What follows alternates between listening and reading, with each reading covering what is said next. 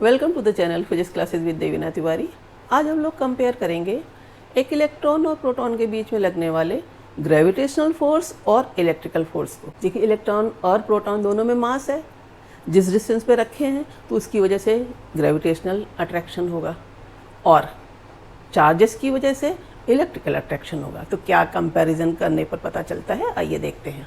देखिए Coulomb's law में दोनों चार्जेस अगर r डिस्टेंस पर रखे होते हैं तो फोर्स होता है k q1 q2 upon r square. k 1/4πε0 होता है, उसकी value 9 × 10⁹ newton metre square upon coulomb square होती है।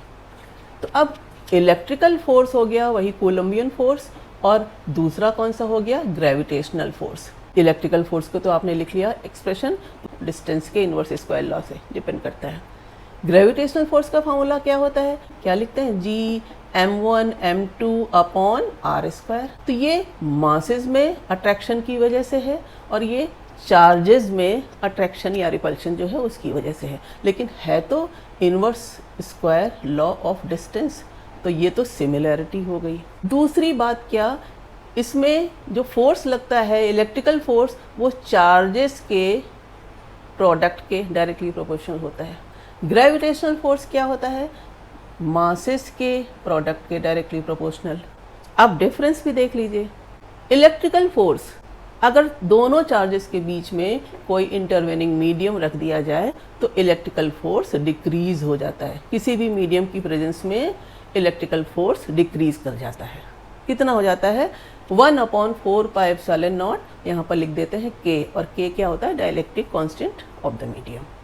जबकि ग्रेविटेशनल फोर्स अनअफेक्टेड रहता है। दो मासेस के बीच में एयर हो, वैक्यूम हो, वाटर हो या कोई दूसरा मीडियम हो, फोर्स उतना ही रहेगा। इलेक्ट्रिकल फोर्स और ग्रेविटेशनल फोर्स में जो ये कांस्टेंट्स हैं, तो ये कांस्टेंट है 9 × 10⁹, और ग्रेविटेशनल फोर्स में यूनिवर्सल ग्रेविटेशनल कांस्टेंट इसकी वैल्यू होती है 6.67 × 10⁻11 newton metre square upon kilogram square. तो ये कांस्टेंट से ही देख के आपको लग रहा है ना कि इलेक्ट्रिकल फोर्स स्ट्रॉन्गर है as compare to gravitational force. Electron proton के लिए इलेक्ट्रिकल फोर्स 10⁻36 टाइम्स ज़्यादा है ग्रेविटेशनल फोर्स से।